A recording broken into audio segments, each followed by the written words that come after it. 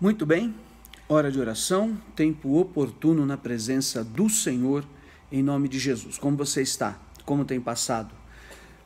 Creio que Deus tem honrado e tem te abençoado grandemente. Continuamos na presença do Senhor, buscando, meditando segundo a sua palavra.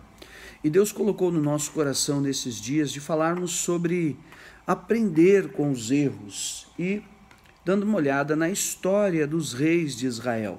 Reis que se levantaram ao norte, reis que se levantaram ao sul, reis que reinaram em Jerusalém, reis que reinaram então em Siquém e também em Samaria. E no último dia eu estava falando sobre a história daquele rei que foi guardado, protegido, criado na casa do Senhor por muitos anos, em função de um grande golpe que havia sido dado após a morte de um dos reis em Jerusalém. E este rei, Joás, acabou sendo então esta pessoa e acabou sendo este rei que foi um rei bom, reformador do templo e abençoador, de certa forma, dos sacerdotes e da tribo de Levi. Mas outras conspirações e outros males aconteceram dentro desses dias que você pode dar uma olhada e nós podemos aprender muito.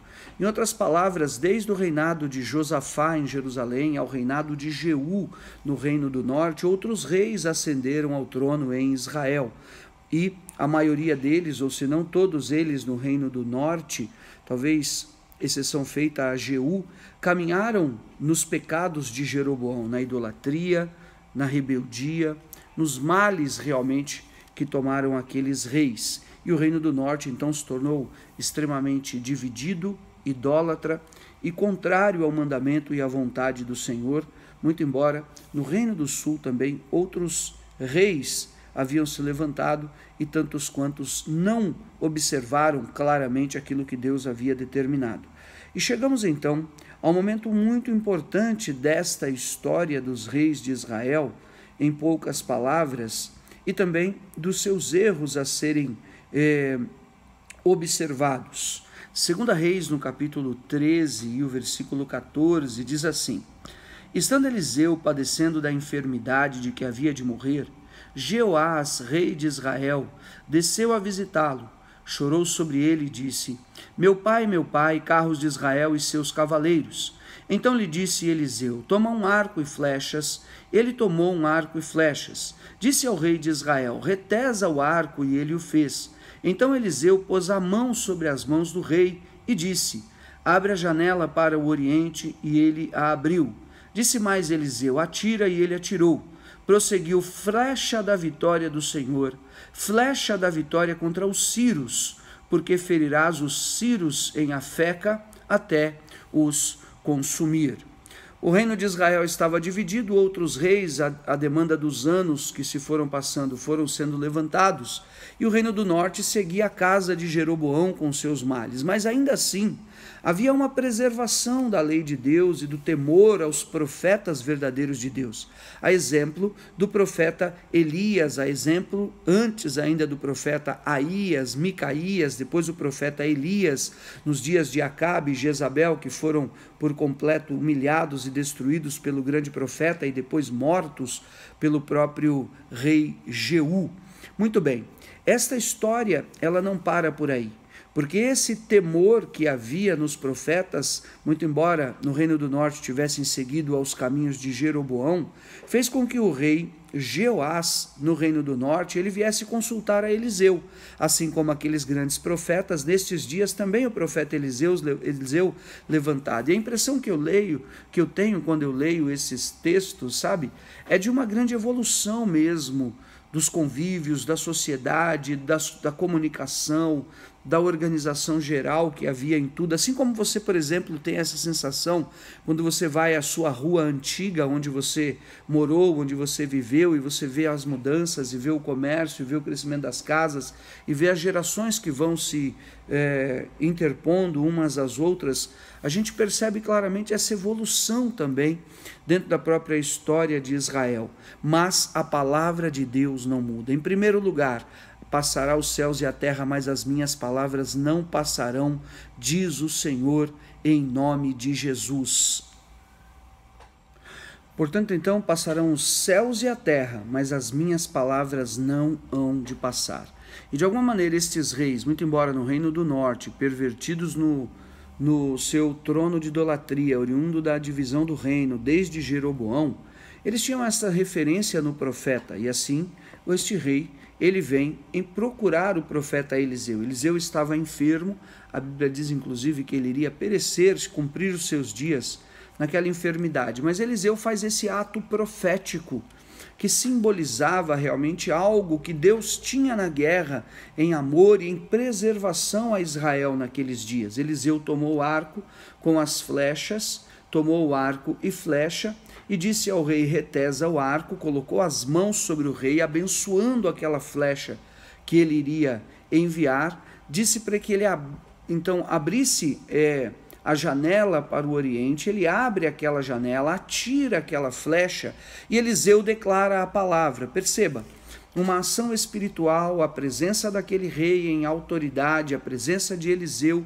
discernindo aquilo que representava a vontade do Senhor. Em outros momentos, Eliseu não consentiu de estar com reis de Israel que haviam ascendido ao trono naquela condição de idolatria e de rebeldia, mas nesse momento traz então o Espírito de Deus, esse discernimento na vida de Eliseu.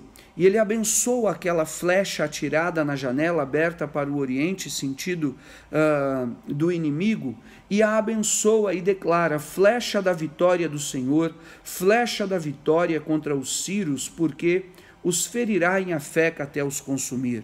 Ou seja, havia uma determinação, uma direção e havia um propósito de Deus que o Senhor ali estava abençoando.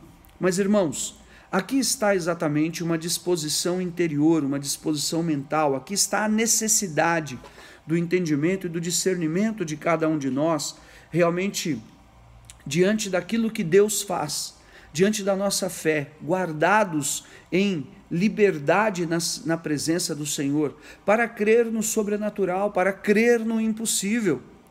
E é o que onde muitos têm falhado e onde muitos têm fraquejado, porque estamos muitas vezes diante da revelação da palavra, diante do profeta, diante do ato profético, sem alusão àquilo que foi feito por Eliseu, a ser repetido hoje ou não, mas a realidade é que há um fundamento aqui de fé, um fundamento de revelação tremendo, grandioso de Deus aqui, amém? Ele tomou o arco e flecha, Eliseu deu então ao rei de Israel e disse: atira contra a terra. Ele atirou 3 vezes e cessou. A palavra vai mostrar que Eliseu ficou indignado contra o rei de Israel diante daquele cenário, porque ele deveria ter compreendido que aquilo era espiritual e se atirado de uma maneira mais contundente diante daquele aspecto, sabe? Mas ele feriu apenas 3 vezes, e aquilo estava demonstrando que ele não estava de fato confiando, ou estava avaliando que Eliseu e julgando que Eliseu estava enfermo, ou não estava de fato envolvido com o coração e a alma diante daquilo, ou não havia discernido a dificuldade e o perigo eminente que estava manifesto, expresso naquela guerra e naquela batalha. E foi repreendido por Eliseu, que veio a ele e disse: indignou-se Eliseu contra ele 5 ou 6 vezes, a deveria ter ferido, então feriria os sírios em Afeca até os consumir, porém agora só 3 vezes ferirás os sírios. Então aqui fica a reflexão e aqui fica a mensagem grande do Senhor. Nós temos que estar envolvidos com os níveis de batalha que estão ao nosso redor. Eles não são de brincadeira, o inimigo não está de brincadeira.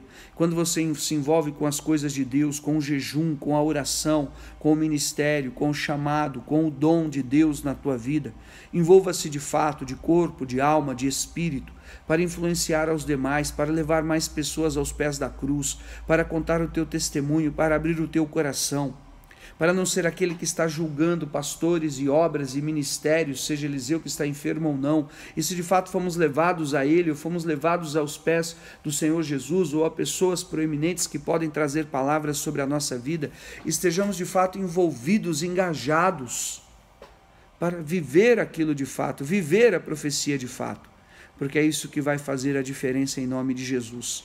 Em outras palavras, o rei Jeoás tinha sobre ele, simbolicamente, a flecha da vitória abençoada e ungida por Eliseu em autoridade contra o principado que estaria naquela guerra.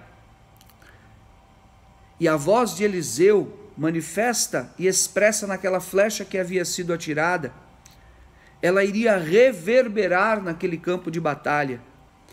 Mas assim como aquela flecha e aquele ato profético precisavam encontrar um Josué, um Davi que tomou as pedras e tinha certeza de Deus que o gigante cairia. Josué que tinha convicção e certeza, nenhuma das boas palavras do Senhor, ele diz em Josué 23:14, falharam e não falhariam. Precisava de encontrar alguém que realmente tinha essa vivacidade espiritual no interior e no coração, crendo confiadamente no Senhor e dizendo, maior o que está em mim do que aquele que está no mundo, sabe? E não, ao contrário, estava aqui um rei que ele não compreendeu aquilo e desrespeitou os desígnios de Satanás. O que o apóstolo Paulo ensina aos coríntios, nós não podemos negar os desígnios de Satanás. Então a vitória dele veio a ser parcial, aquilo que Deus tinha como um todo ficou pela metade. E hoje eu quero declarar, caiam por terra estes males da tua vida, das nossas vidas, e o Deus Todo-Poderoso tenha misericórdia de nós, e as nossas mãos estejam levantadas para a honra e glória do Senhor, em nome de Jesus. E eu quero orar por você que esteja talvez amedrontado, enfraquecido na fé, ou achando que não é tudo isso como está sendo falado. Aquele rei poderia ter achado que não era tudo isso como Eliseu estava falando.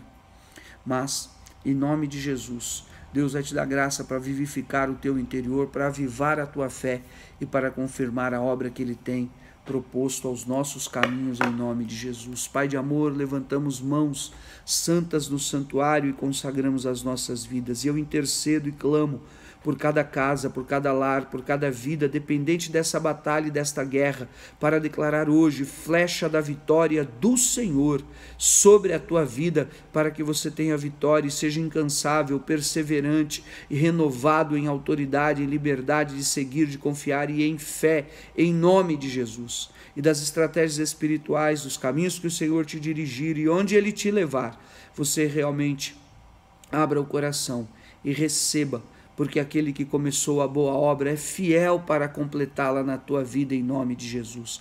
Eu clamo e declaro a palavra de Lucas 4:18, assim como está escrito em Isaías 61, ele se levantou para pregoar o ano aceitável do Senhor, ano de salvação, de libertação, de cura, para pôr em liberdade os cativos e os oprimidos, para curar os enfermos, para restaurar a vista aos cegos. Uma vez mais declaro, a despeito do espírito de enfermidade, a despeito da pandemia, a despeito da provocação do inimigo, a despeito de toda e qualquer malignidade, eu declaro e continuo e continuarei declarando, o meu Deus se levantou para pôr em liberdade cativos e oprimidos do diabo em Cristo Jesus, para curar enfermos, para libertar, para abrir a vista aos cegos. E esta é a sua obra que está de pé e continua sendo feita a Ele. Louvores, honra, louvores e glórias em nome de Jesus. Amém? Levante-se, o Senhor é contigo em nome de Jesus. Fica com Deus.